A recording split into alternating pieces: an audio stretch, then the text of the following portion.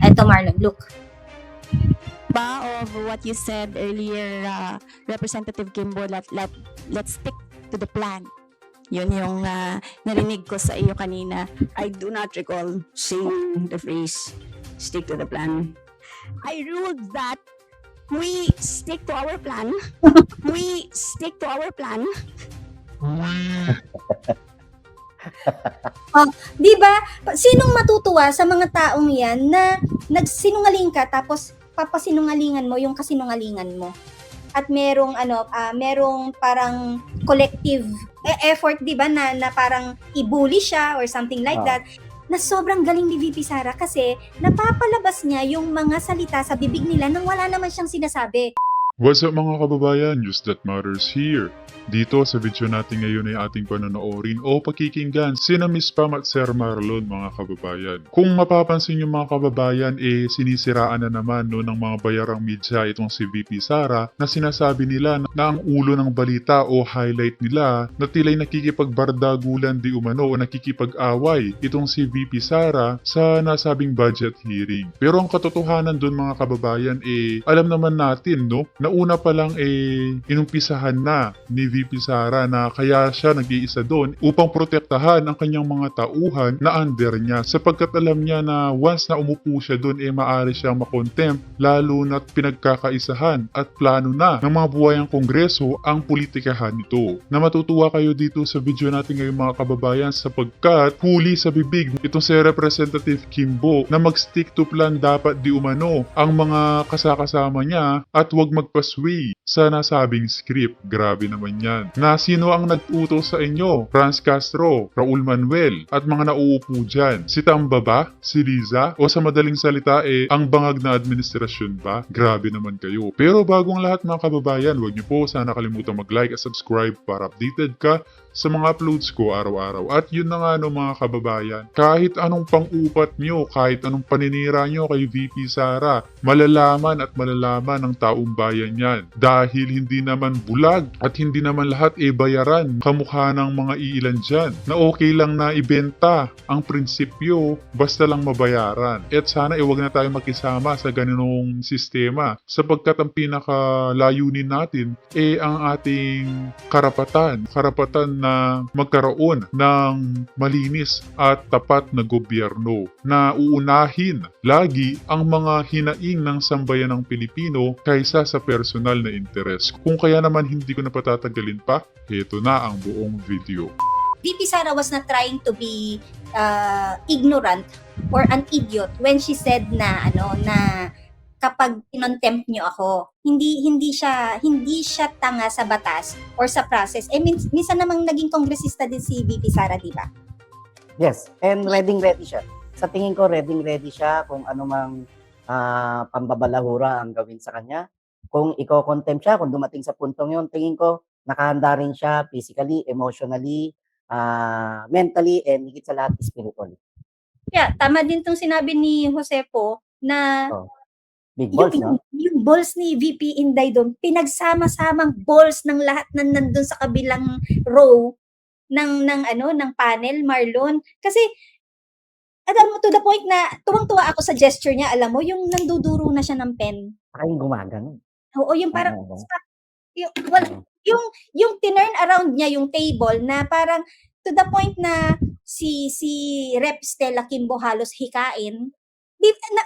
Halos hikain ng Ale, Marlon. Tapos to the point na si Franz Castro, kinailangan niyang i-explain yung sarili niya. Noong pong nakaraang budget, hindi naman po kami nagtatawanan ni Stella Kimbo tungkol dun sa versus 11 days to 19 days ba yung isa na una nilang sinabi.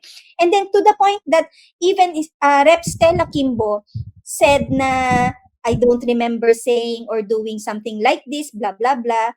Pero ang mga tao, Marlon, ang bilis kumuha ng resibo yan. Yung ang sinabi na niyang, let's stick to the plan, na-record na kaagad ng mga tao. Kasi nung nagkakagulo na sila and all, since siya yung chairman nung committee, at siya yung alam mo yun, yung nag-moderate na para maging peaceful yung discussion, halos alam mo yung wala na siyang masabi, nilulunok na lang niya yung laway niya kasi hindi na niya ma-explain yung mga sarili niya, to the point na nagkakabukingan na meron palang plan at kailangan nilang mag-stick sa plan na yon. So, it's very disappointing sa part ng ng pinanonood nating mga representatives of the people. Ano naman, Pam, alam mo, marami rin tiyak na dismaya doon sa kakampi ng mga buhaya kasi At saka halatang masyado yung attitude nila, yung pakikitungo nila kay VP Sara. Halatang masyadong matigas. Parang may restriction na nangyayari. Ganon yung pakiramdam habang kaharap itong si VP Sara na wala talaga na hindi mo talaga ramdam ang respeto sa kanila. Dahil nga one-sided na nga sila. Grabe no. hindi nila inaasahan na ganito ka-ready at ganito katapang sumagot ang isang VP Sara na inaasahan nila ay tatameme lang o yuyuko na lang sa mga gusto nilang malaman doon sa budget deliberation. Oo nga, Marlon, kasi alam mo, even to the point na very uniform na, very consistent na, very standard na yung pagsagot ni VP Sara na hindi ako sasagot. Galing. Pinapaubaya ko na sa inyo. Nandyan ang proposal, balikan ninyo. Kung ang decision ninyo is hindi ibigay ang nire-request based dyan sa presentation na sinabmit ng OVP, bahala na kayo. Kasi, ano yan Marlon, indirect message yan na kapag ako or alam nyo na kapag lumabas ang budget for 2025 at yan lang ang binigay sa OVP, pinagkaisahan siya ng mga congressman. Tama, Pam. Saka magiging force to good na rin dito yung lower house kasi inaprubahan na sa inaprubahan na sa upper chamber, inaprubahan na sa Senado, kaya buong tapang saka buong paninindigan na sinasabi pa ulit-ulit ni VP Sara na bahala na kayo, take it or leave it kung aprubahan niyo yung budget proposal ko or hindi. Ito mas dinoble niya Marlon yung last year. 'Di ba 2023 doon sila nag-init sa confidential funds ng Yes. OVP. Oo. And then 2024 last year, she nag-forgo siya sa confidential fund.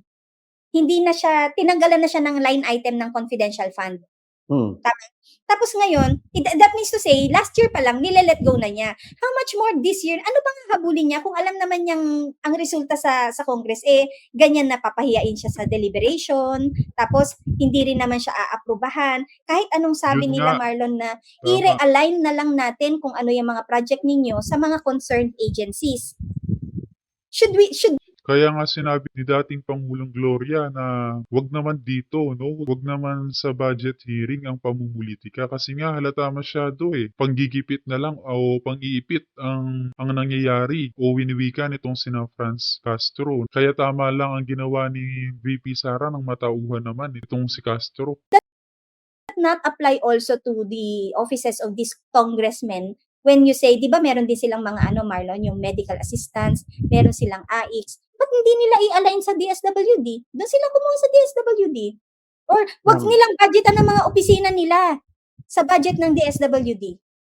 Actually, dito mo kitang-kita yung pagiging double standard, no? And dito kitang-kita yung pagiging garapal ng mga kongresistang ito na pagdating sa sarili nila, hindi nila alam na yung binibintang la kay VP Sara na paggamit ng mga ayuda ng ilang pondo ay ginagawa nila ng harap-harapan. Daming sample nito pa man, daming naglalabasan nito sa social media na kahit hindi sa kanila galing ang ayuda, kahit sa DSWD, nandun ang karamihan ng mga kongresista para sumama sa pamamahagi ng ayuda, samantalang hindi nagawain yun at hindi natungkulin yun ng isang mambabatas, kundi ang dapat nasa distribution area ay ang DSWD lang.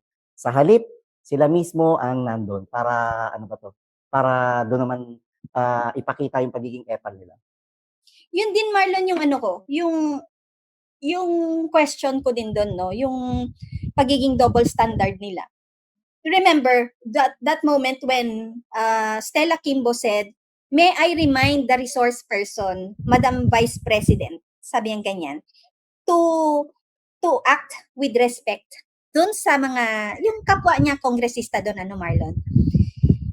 Minsan kasi, yung attitude na pinakita ng ating VP Sara kahapon, she was just only replicating kung ano yung attitude na nare-receive niya. tama ba ako dun sa dun sa assessment kong yun, Marlon? Hindi mag-a-attitude ang VP Sara kung hindi kayo attitude diyan sa kabilang table. Mismo, tama. At saka, ganito na lang yun. Kulang na lang ipamukha ni VP Sara na, Agree. kayo, ang gagaling nyo magsalita, ilang boto ba Mm. nakuha nyo? Ako 30 million ang nakuha ko. Tapos kayo, may ganan, duro-duruin nyo ako rito at pagtulungan nyo ako dito sa Kongreso, di ba? Exactly. Tapos yung disrespect, yung na meron sa tono ng boses ni, let's say, ni Franz Castro, na tinatawag nilang VP Sara, pero or Madam Vice President, but they do not even Hindi look at her. makatingin. They don't look at her intentionally, or they Oh, cannot correct. look at her because they're too scared.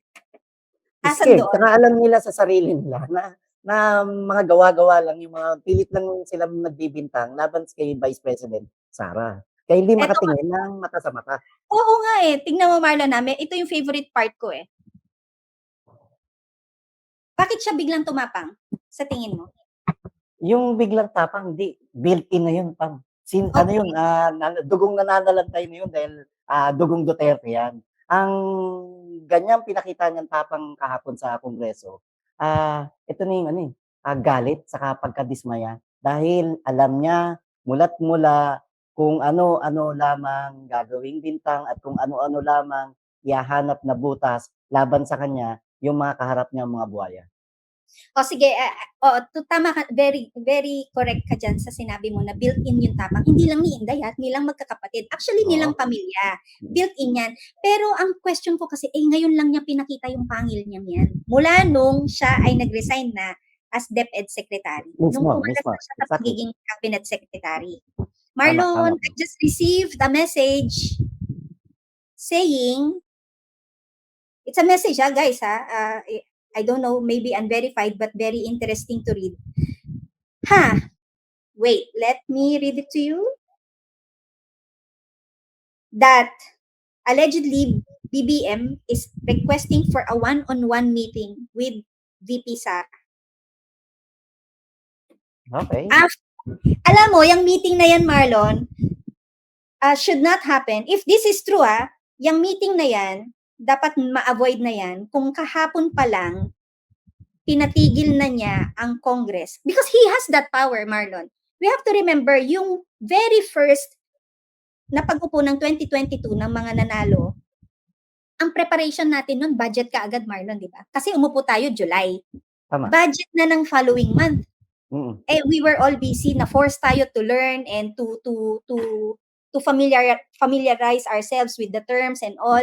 Tapos, di ba is it parliamentary courtesy we call? Yung uupo lang sila doon. Because I remember Executive Secretary Vic Rodriguez na nag-attend ng hearing sa Congress na inintroduce lang niya ang sarili niya at people already, like the congressmen already, I think it was also even Sandro Marcos na nagsabing, as a courtesy na ganito, ganyan, we will not publicize yung mga ganitong bagay and we end now our discussion dun sa mga budget.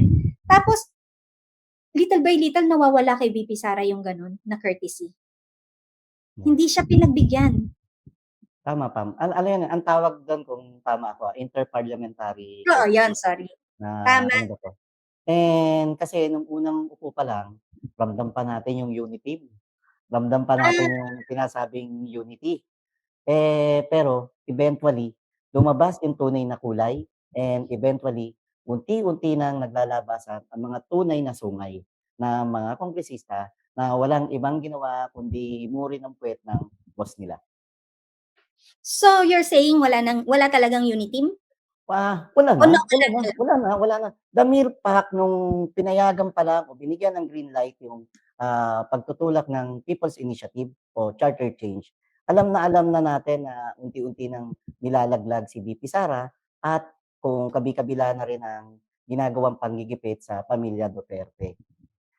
Pero Pam, kung totoo yung information na nakarating sa'yo na mag-uusap sila, good move yun although alam na natin, good move yun sa isang pangulo. Pero alam natin na budol lamang din ang mangyayari. Kaya dapat, although alam matalino ang VP Sara at alam niya na bobolahin lamang siya, pero tingnan natin. And dapat harap-harapan sabihin ni VP Sara, and I know kaya niyang sabihin to point blank kay Bongbong Marcos, kay Pangulong Bongbong Marcos, na pagsabihan mo yung mga tauhan mo na tigilan na siya at tigilan na ang kanyang pamilya, 10 na mga Dabawenyo. Ano sa tingin mo ang hinihingi na agenda ng isang BBM sa VP Sara kung mangyari ang meeting na to? Ano, tingin ko kung Budget. hihingi ang isang VP Sara o hihingi ang isang Bongbong Marcos? No, because sa mensahe ang humihingi ng meeting di umano ay ang BBM. BBM. Sa tingin ko kung hingi, malabo sa taas ng pride ni BBM. Ang tingin ko, bobolahin niya lang, bibigyan niya ng assurance ang isang VP Sara na, BFF pa rin kita, kung ano man yan. Lahat ng klase ng pambobola, aabutin na naman ng isang VP Sara mula sa bibig ni Bongbong Marcos. Pero hindi naman, sabi ko nga sa'yo, hindi naman tanga tong Vice President natin Hindi, para matalino na, matapang pa, at higit sa lahat, maganda. Merong isang photo doon, Marlon, kumakalat ang isang photo wherein si Migaon Nograles Rhinoplasty Girl. Oo. Parang hindi, meron talagang photo na na tinitignan niya si VP Sara as if yung she was trying not to adore her. Yung yung trying hard talaga na I cannot be mesmerized by her beauty, by her brain, by her wit, no? Ganon yun, parang may selos factor, pero nandun din, may conscious effort na I have to be the bad guy. Kasi everyone played that role yesterday. Alam mo, Pam, halo-halo na yun, eh. Yung pagiging insecure nila, alam nila na maganda si VP Sara. Tapos, na-insecure din sila na alam nila na matalino to at matapang, di ba? And yun nga, naiipit sila dahil may nagdidikta sa kanila para ipatupad yung manuscript na kung saan ay kukuyugin nila Correct, sabay-sabay tama. ang isang Vice President ng Pilipinas. Sila na lang nagkakampihan dyan, no? Panigurado may utos yan na galing sa mga bangag. Ay, naku. You think it was may order from above to yung Oo naman. kuyugin sa kagabi? Oo naman, compliant sila eh. Kailangan nilang maging compliant, kailangan nilang sundin kung ano man ang gusto ng boss nila para na rin na mamantikaan sobra-sobra yung labi nila. At alam natin na bilyong-bilyong piso na naman na pondo ng mamayang Pilipino ang gagasain ng mga buhayan to. Wait lang, I'm trying na, wait. Diba, sinong matutuwa sa mga taong yan na nagsinungaling ka tapos papasinungalingan mo yung kasinungalingan mo? Kasi even Dan Fernandez had to explain himself na parang kung meron ho kayong nabubuong conspiracy theory dyan sa utak ninyo at merong merong parang collective effort na effort, 'di ba, na parang i-bully siya or something like that, na sobrang galing ni VP Sara kasi napapalabas niya yung mga salita sa bibig nila nang wala naman siyang sinasabi. Only by trying hard to be consistent dun sa sagot niya na hindi ko kayo sasagutin. Ayan ang budget, basahin ninyo. Kayo na ang bahala. Ang galing, Tom. Kasi nagse-self-destruct.